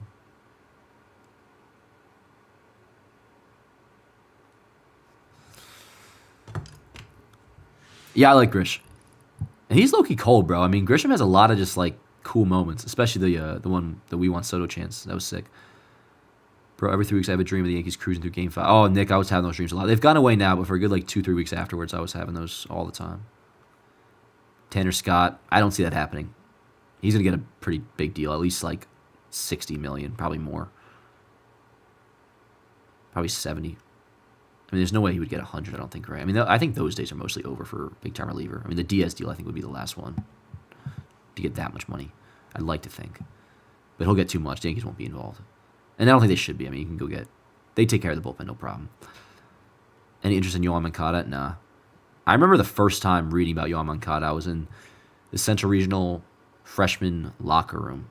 And it was like, young prospect, bidding war for young international prospect could reignite Yankees and Red Sox rivalry. And I was all about getting him. Then, of course, he signed with Boston. And then he was traded to the White Sox for Chris Sale. But nah, I'm kind of good off all that. Honestly, I'm good off most White Sox in general. He's got bad vibes, but like Yohan Moncada's like not good. I mean, he was good with the juice. Maybe he had a good 2021. But the only true legitimate like great year I think Moncada ever had was during the juice ball era in 2019. Is there anyone in the Cubs bullpen that could be paired with Belly in a trade? I don't know, G, but I'm definitely interested. I don't really go too deep into the weeds when it comes to bullpen arms. Unless it's like the ones that are names that I am interested in and more. But otherwise, again, for the reason that the Yankees usually take care of that, I kind of just let it play out, you know? But no, it's a good, because I'd definitely be down to do that if they have an arm we want. I'm trying to think back to the lighter trade if there was another arm discussed that we didn't get, but yeah, no, I'm down. Hey, Luke with a $5 super chat. Appreciate you, bro. Says, what if Soto signs deferred and we can sign him, Bregman, or we can sign Bregman and Alonso 4 or 5 years each? I mean, I got nothing against Alonso the person. Bregman, you know how I feel about him. I'm good. But, I mean, if Soto does sign deferred and it's legitimate, like, and I think he will, if it's legitimate difference-making deferment, I mean, that's going to be, I haven't even thought about that side of it. I just thought it was like, it'd be cool to see somebody else is doing what the Dodgers been doing about freaking time. But also just like, what if somehow we do only pay on the books $35 million a year for Soto? I mean, that would open up a lot of doors. Who are some second base options? I really think internal is where they're going to go. So Caleb Durbin, who we've discussed on here a lot, but unranked prospect, he's 5'6", walks more than he strikes out. The Yankees like him a lot. He's probably Jack Curry says he's gonna break camp, at least on the roster for opening day. He's a good chance to get the job. Oswaldo Cabrera, Oswald Peraza, Yorber Vivas, all internal guys. If they were to go external, they could make a deal with the Rays for Brandon Lowe, whatever it is. They could sign Willie Adames. They could. Somebody mentioned here before, but Jorge Polanco has been discussed. I know Jake's brought that up a lot, which that's another move similar to Santana. If you make say the Yankees signed Jorge Polanco after already bringing Soto back and they acquired Cody Bellinger, word, all for it. But if it's Polanco is the move after Soto, then hell no. I'm kind of good off Waldo. Me too, but not in like an insulting way. And by the way, thanks again, Luke. I appreciate that. You guys, majority, you know how I feel about Waldo. I like him on the bench. Like his value comes from being a bench player and the versatility of being on the bench and going into the year planning as a bench player, which will at some point lead to everyday at bats when guys go down or just over the course of the year, off days, whatever. I like that to be Waldo's role. So I'm with you there. Brandon Lowe crossed my mind, but I do like the idea of Durbin. Yeah, I'm with you, Morgan. I mean, like, obviously, I'm down for Yankees to upgrade. I don't want to keep prefacing this, but it's, again, like, let's just say they get Bellinger and Soto back. I'm kind of good. Like, I would be so down if they, do go out and get a fucking Brandon Lowe or whatever it may be. Like, yo, Ward, like, we're really going for it. But I also, as long as the right boxes are checked this offseason, I am down to play the kids, yo. Like, I look forward to Caleb Durbin. And I'll be talking big time about Ben Rice if I didn't think the Yankees will be getting a first baseman. So, like, say they do sign Willie Adames, let's just say. Like, yo, I'll be in addition to Juan Soto, I'll be hyped for Ben Rice, dude. But I forgot Emerson Pereira existed. Well, yeah, he's still going to be recovering from TJ, probably like all of. Well, he's a position player, so he could come back maybe like second half of next year, but he won't be on our radar for a while. I'm all in on Murakami next year. Yanks better ball out. We'll see, Andrew. Now, Murakami a couple years ago, I was like in love with, as a lot of people were, because he hit like that 50 homer season in Japan at 2 or 3 years old, whatever it was. He has kind of fallen off since then. If you take a look at his numbers the last 2 years in Japan, they're pretty different than what he was doing a few years back. But the news did come out. He's going to get posted after this year. He said 2025 is his last season in Japan. I'd like to think we have first base like figured out by then, whether it's we sign Christian Walker, he's on the books, that's a guy, or we'd still have Bellinger on the books for one more year, or Ben Rice is, cornerstone first base. I don't know. But the Yankees have liked Murakami a lot, so if there's an opening at first base and he's available, like, they'll be interested. Hey, what up, Kev? You got fucking Cabron in the chat. Hey, thanks, man. You know what this is? Do you recognize it? It's the holiday party sweater. What are your thoughts of Chapman to the Red Sox? I mean, I find it amusing, yo. Like, listen, we'll talk about that real quick. But the great point of the fact that, like, they bailed out in the trade for Chapman at the time in 2016 before we got him because they were all about, we don't want to be any part of this. I guess they think he must have visited God or something. Oh, now we got the whole John Boy Media all of us in the fucking chat, yo. What the hell? What up, Cohen? Cohen, we were just talking about you before, too. Murakami is having trouble hitting the mid-90s fastball, plus he's been hurt the past 2 seasons. Well, I didn't even know anything about the injury. I just know his stats have fallen off like pretty significantly. I mean, what was it, 2022 he hit the 50-homer season? 21 maybe? Thoughts on Stanton's place next year? I mean, pretty simple, yo. Keep him healthy for October. Again, I think even if he doesn't go down with the totally acceptable and warranted 1-month IL stint, by all means, take your time.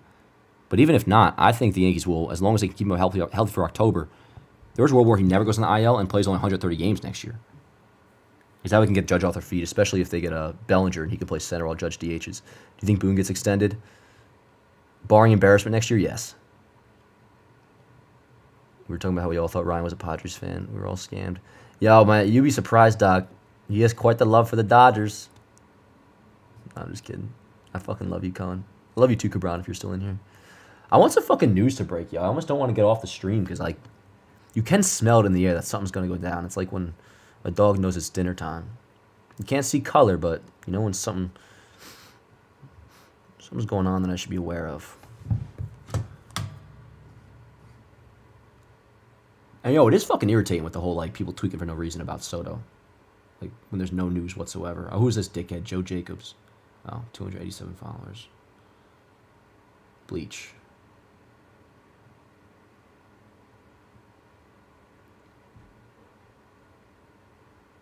Bro, Nestor's trade value, if he didn't have that fucking UCL bullshit, would be insane.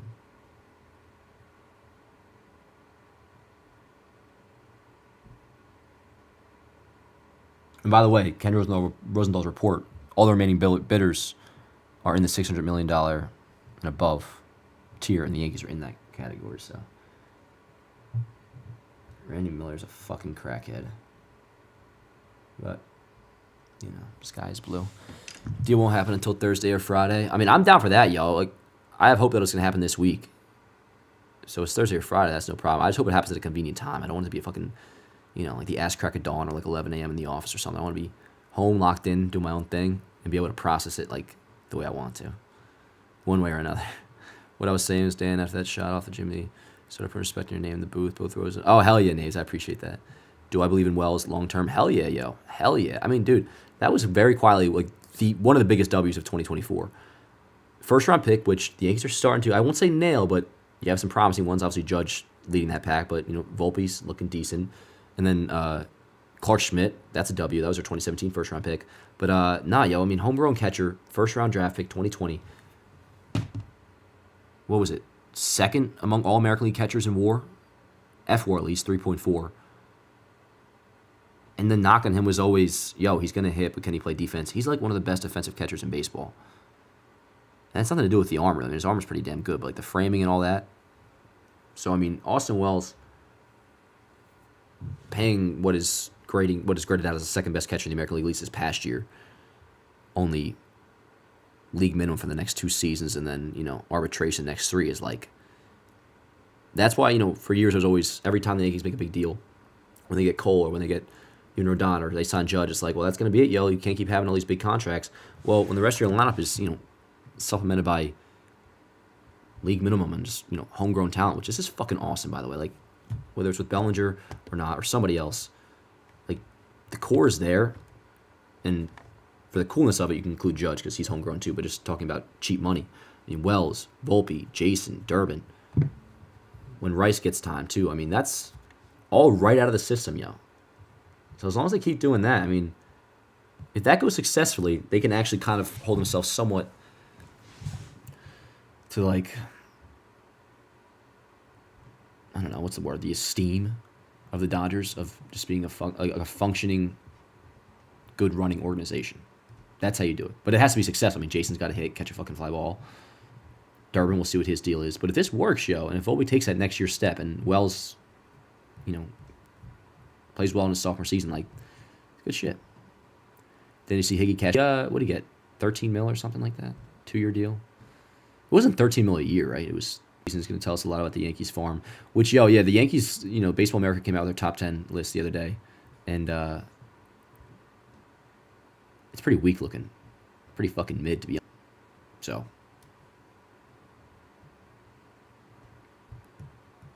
Sorry, this fucking Twitter shit's fucking driving me insane. My internet dead?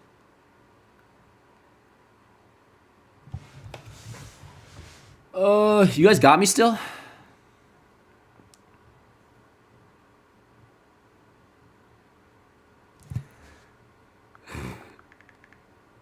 Now my fucking boys screenshotted fucking. Anyways, yo, we'll see what's the deal is with anything going on tonight. I don't think anything's gonna happen, obviously, but you never know. If so, we'll be back on here. Until then, yo, nothing's going on. People are fucking bullshitting. What else is new? But we'll be back when shit goes down. We'll be back on here. We'll be live like. Wouldn't be shocked every day next week or just like anytime something relatively interesting happens. But I'm gonna keep my eyes peeled, yo, because this shit is fucking pissing me off, chat. It's pissing me off. Like people acting like everything's starting to happen already. And like Ken Rosenthal had an article that said the bidding's above 600 million. Breaking. Anyways, yo, love you guys so much. It was a good ass stream. We'll be back soon. See you next time. Let's go Yankees, baby.